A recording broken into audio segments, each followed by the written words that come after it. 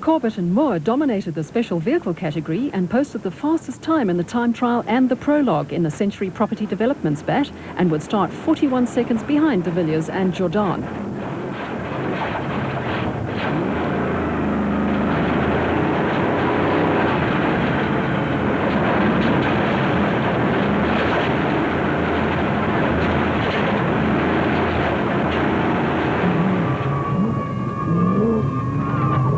Smith and Minute missed their prologue start time by 4 minutes and would start 4.5 minutes behind the leading bat and 33 seconds ahead of Roof motorcycle veterans John Moore and Graham McLaughlin in the Connex Chenoweth.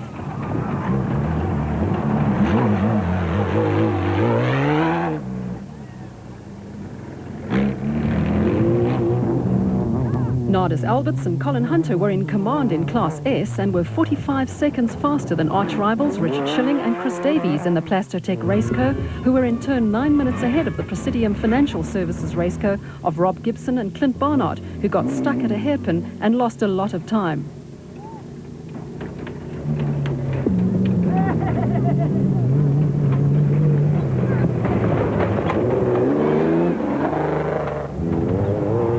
Arnold and Annie Pistorius powered their Twin City Raceco to the head of the Class B field, with Class B winner on the Sun City 400, Colin Matthews, second in the WPP, and KwaZulu-Natal farmer Marcus Taylor and Mark de Chalane third in the JRE.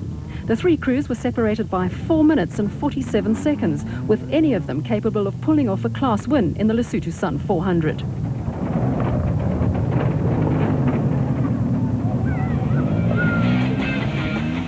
Class A vehicles, which sport A-arm front suspensions, dominated the top 10 places. But it was interesting to see two of the older beam axle trailing arm Class S cars make it into the top 6. Well, we had a good time trial today. It ran very well. It was very dry and dusty. We had to catch some people and pass them in the dust. But the weather really looks like it's going to rain now. And we won in 2000 in the rain, so we rate our chances tomorrow. And we're actually praying for the rain now. Being 60, you see, I've been following my son for, what, 10 years. So I reckon it's time I gave it a go. So that's why I thought I'd give the Roof a go this year. I think it was very, very nice to start with this little 4K section. It got you a little bit into the car and driving, if you haven't sort of tested too much lately, and got your confidence up a little bit, and got out there to the start of the time trial, which was about 40 k's away in Roma. And it was rough. It was really rough. This is an off-road race. I think the Buckies are going to have a bit of a hard time, and I think a lot of the older Sandmasters too. But it was a great fun race, and I think tomorrow, with some of those switchbacks and turns in the mountains, I think the guys are going to have a bit of a problem. There was drama during the night when Ken Scholthammer was rushed to hospital in Bloemfontein with a suspected stroke, which forced the withdrawal of Team Ford's Class T entry.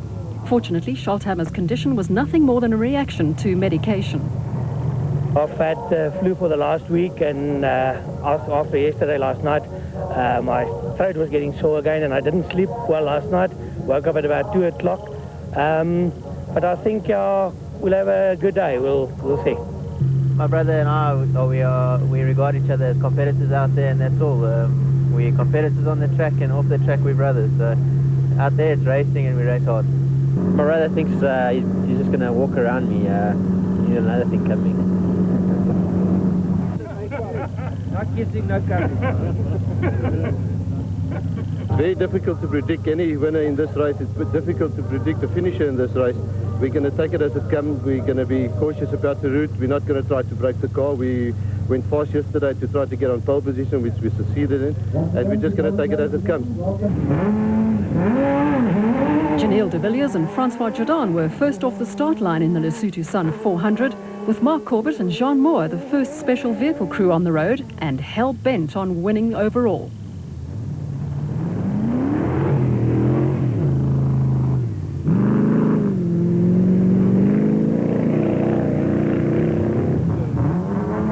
With a Team Ford Racing Ranger out of the way, the battle for the lead in the production vehicle category would be an all-Nissan affair. Vos and Testerge were hungry for that maiden victory.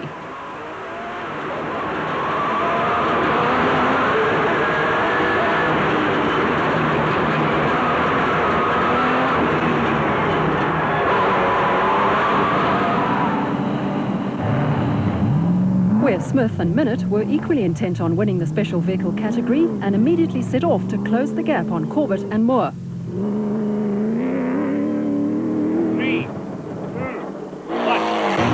Years of racing experience in the Mountain Kingdom would no doubt be an advantage to John Moore and Graham McLaughlin.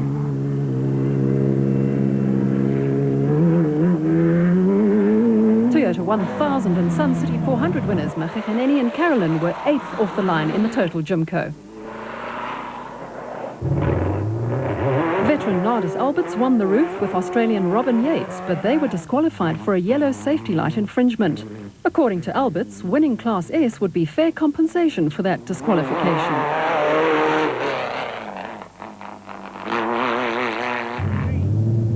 The biggest threat in the Production Vehicle Championship battle, Alfie Cox and Ralph Pitchford. 3 Class D wins and a 3rd overall on the Toyota 1000 makes them a formidable combination. Gavin Cronje and Robin Houghton were already piling on the pressure. Don't Cough Pass was a highway compared to what crews would have to endure later in the event, and de Villiers and Jordan revelled in the conditions.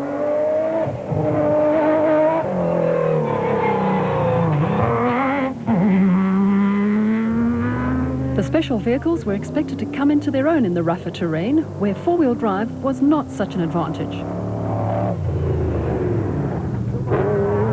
Krobler and Leek had won 2 of the 4 events run to date and dearly wanted to add the Lesotho Sun 400 to their growing list of victories.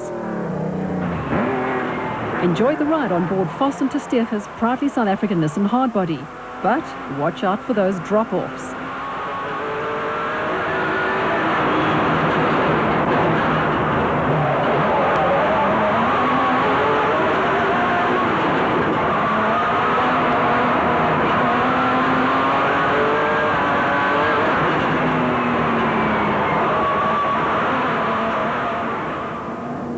Where Smith and Minute last won on the 2003 Queen Motors Spares Tarka 400, which the Lesotho Sun 400 has replaced on the ABSA Off-Road Championship calendar.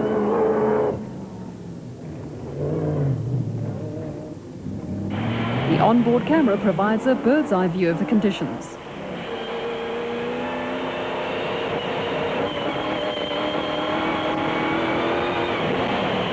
Certainly not for the faint-hearted.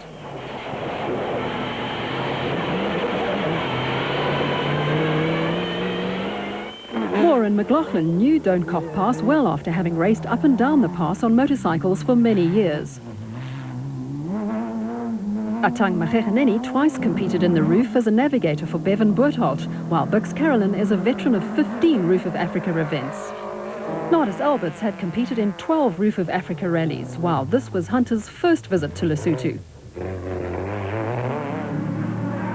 Brandon Harkis and fiancée Claudia Bevilacqua, who started 14th, had made up 3 places and were putting Cox and Pitchford under pressure, while Schilling and Davies were maintaining a steady pace ahead of a hard-charging Gavin Cronje in the Castrol Toyota Hilux 2.7i. Prepare yourself for a wild ride on board Cronje's Hilux.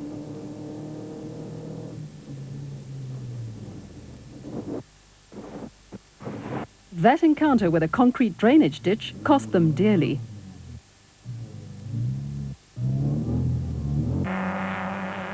Manfred Schroeder and Jack Peckham had overtaken Mark Cronje and Chris Birkin and were now second in Class D in the Team Ford Racing Ranger.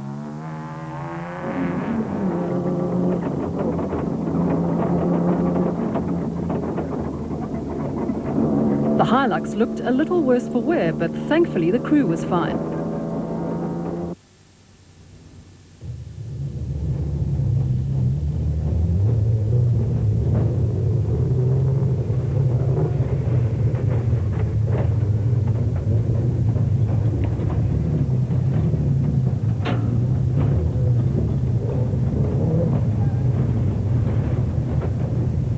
Krobler and Leek had moved into the lead, but only had seconds in hand over Corbett and Moore, and Nissan teammates de Villiers and Jordan, and Vos and Testega.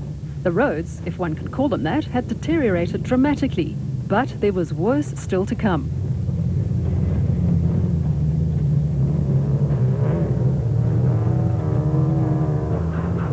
The The route for the Lesotho Sun 400 was laid out by Richard Schilling's regular co-driver Ashley Thorne, who is a fifth-generation Basotho.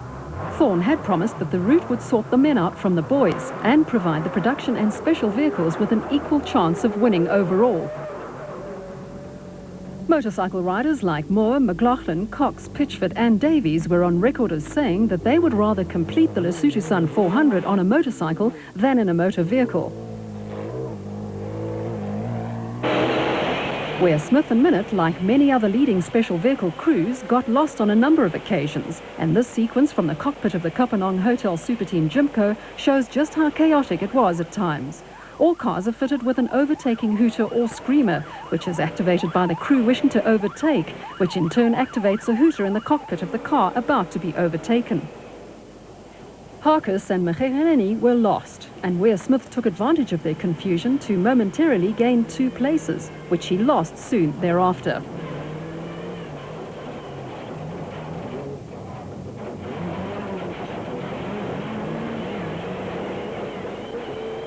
The chase was on.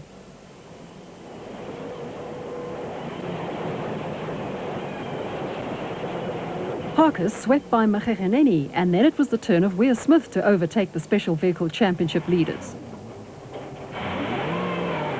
A few kilometres later, and confusion still reigned with Mchegeneni and Harkus milling around in the fields.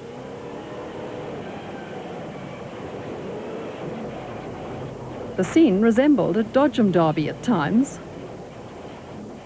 Ware Smith and Minute had claimed 3rd spot in the special vehicle battle and set off to close the gap on Corbett and Moore, who were now in the overall lead.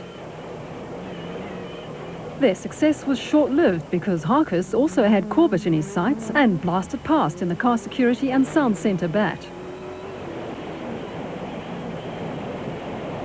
Harkus and Bevilacqua, who was making her national championship debut as a navigator, again wrong-slotted, and Ware Smith and Minute again grabbed 3rd place.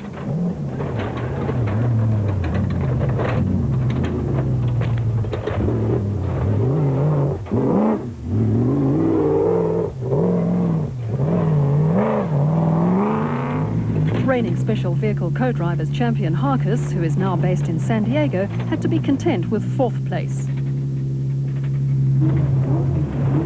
Cox and Pitchford were 4th overall in the production vehicle category and leading Class D by the proverbial mile, while Schilling and Davies had got past Alberts and Hunter in the Rapsa Raceco and were leading Class S by a small margin in the Plastotech Raceco. Alberts and Schilling have raced for 2 decades, and the rivalry between the two is intense, but nevertheless friendly.